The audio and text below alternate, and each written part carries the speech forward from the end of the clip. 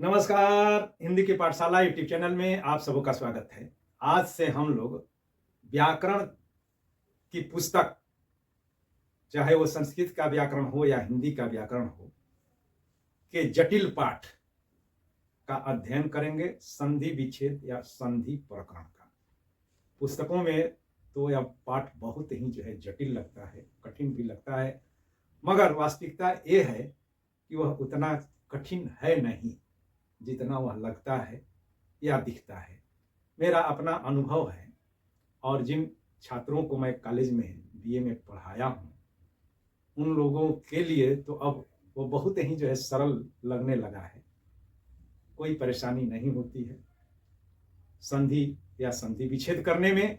अगर आप लोग भी थोड़ा ध्यान दें तो मेरा चैलेंज है कि संधि विच्छेद आपको भी बहुत आसान लगने लगेगा। मैं इसे लगभग 1 सप्ताह में पढ़ाता हूँ कॉलेज में और 5-6 घंटे लग जाता है।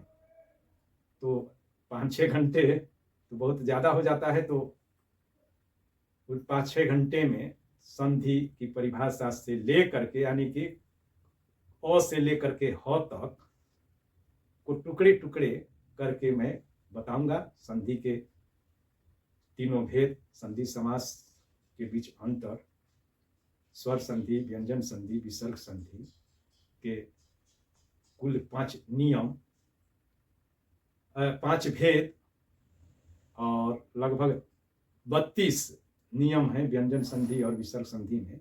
तो उन सबको अलग अलग एक एक और दो नियम या भेद करके मैं टुकड़े टुकड़े में बताऊंगा और उसे पर्याप्त उदाहरण देकर के मैं समझाऊंगा। अगर आप प्रतिदिन 5-5, 10-10 मिनट का समय दें तो मेरा विश्वास है कि आप भी संधि विच्छेद करने में मास्टर हो जाएंगे। तो चलिए अब हम लोग पाठ पर आते हैं। क से शुरू करेंगे। तो सबसे पहले संधि में क्या होता है कि संधि में 2 वर्णों या 2 ध्वनियों या 2 अक्षरों का मेल होता है। तो ध्वनि, वर्ण या अक्षर तो वो कौन से? तो अ से लेकर के क्षत्रज्ञ तक। तो थोड़ा सा उनके बारे में हम लोग जान लें जिससे कि आगे चल करके जो आसानी होगी। तो स्वर माने ध्वनियों के या वर्णों के जो भेद किए गए हैं, मुख्य रूप से 2 भेद हैं, स्वर और व्यंजन।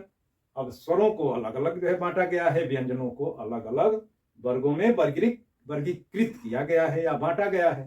तो सबसे पहले स्वर। तो स्वर अलग अलग करके लिखा हूं समझने के लिए। तो ह्रस्व स्वर, और ह्रस्व स्वर को जब बड़ा कर दिया जाता है तो वह दीर्घ हो जाता है। तो ह्रस्व स्वर अ, इ, उ और री है। हिंदी में री का प्रयोग सामान्यतः नहीं होता है। लेखन में तो होता है मगर उच्चारण में री के रूप में हम लोग उच्चारित करते हैं। तो अ, इ, उ और री इस हो गए ह्रस्व स्वर या सरल स्वर। और इन्हीं का दीर्घ यानी कि मात्रा, उच्चारण में जब मात्रा बढ़ा दी जाती है तो दीर्घ हो जाता है। तो अ का आ हो जाता है, ई का ई हो जाता है, उ का उ और री का री हो जाता है। अब इसमें एक आएगा बार बार सवर्ण। सवर्ण शब्द आएगा। तो सवर्ण की परिभाषा संस्कृत वालों को तो रखना पड़ता है कि तुल्यास्य प्रयत्नम सवर्णम, यानी कि स्थान और प्रयत्न एक ही हो तो उसको सवर्ण कहते हैं। अब उतनी गहराई में अभी नहीं जाएंगे। तो अ का सवर्ण आ हुआ, ई का सवर्ण ई हुआ, उ का सवर्ण उ हुआ, री का सवर्ण री हुआ। क्यों कि ये एक ही स्थान से उच्चारित होते हैं। यानी कि अ हमेशा कंठ से, तो आ भी कंठ से ही उच्चारित होता है, समय उसका दूना लेता है। वैसे ही ई का उच्चारण तालु से होता है और ई का भी उच्चारण तालु से ही होता है, जिस पर थोड़ा बल देना पड़ता है, मात्रा बढ़ानी पड़ती है। वैसे ही उ री लिखा है। तो ह्रस्व स्वर और दीर्घ स्वर आप समझ गए, सवर्ण समझ गए। अब उसके बाद संयुक्त स्वर आता है। तो संयुक्त ए या इसको संध्य स्वर भी कहते हैं या संध्याक्षर भी कहते हैं।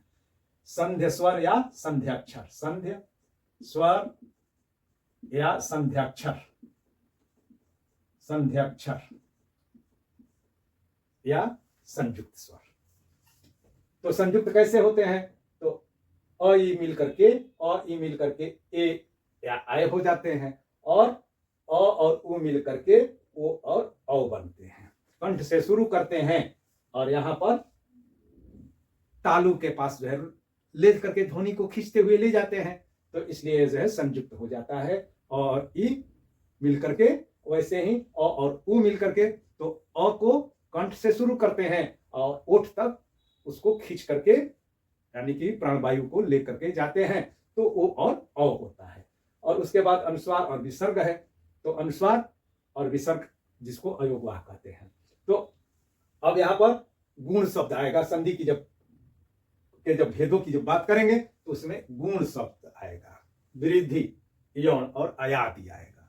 तो दीर्घ तो ये समझ गए कि अ और अ का आ होता है, और सवर्ण यानी कि अ का सवर्ण आ हुआ, ई का सवर्ण ई हुआ, तो ये दोनों जब मिलते हैं तो दीर्घ होता है।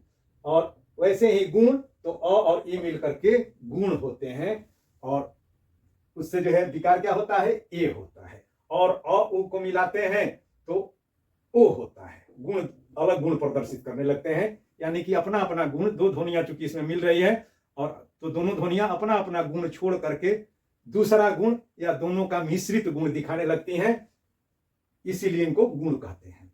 अब उसके बाद जो है वृद्धि आती है। तो एक गुण के जो अक्षर हैं, तो गुण के अक्षरों में जब वृद्धि हो जाती है, यानी कि ए है, अब उसकी जो है वृद्धि हो गई, थोड़ी और वृद्धि हो गई, तो उसको वो आय बन गया, तो आय को वृद्धि कहते हैं। वैसे ही ओ की वृद्धि औ हो जाती है। वृद्धि का मतलब जो है बढ़ना, मात्रा और बढ़ गई तो औ हो गया। वैसे ही यौन आता है। तो संधि प्रकरण में या प्रत्याहार सूत्र में संस्कृत वाले जो है यौन जानते हैं कि यौन का मतलब य व र और ल।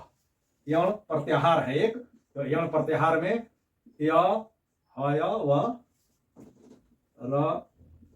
र ल, इसको प्रत्याहार सूत्र कहते हैं। प्रत्याहार सूत्र में यौन प्रत्याहार का मतलब हुआ, यौन प्रत्याहार, यौन का मतलब हुआ य व र। अब वैसे ही अय, अयादि आएगा।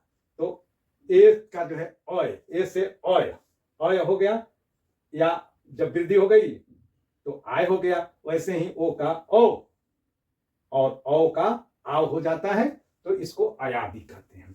तो ये हो गए स्वरों के संक्षेप में वर्गीकरण।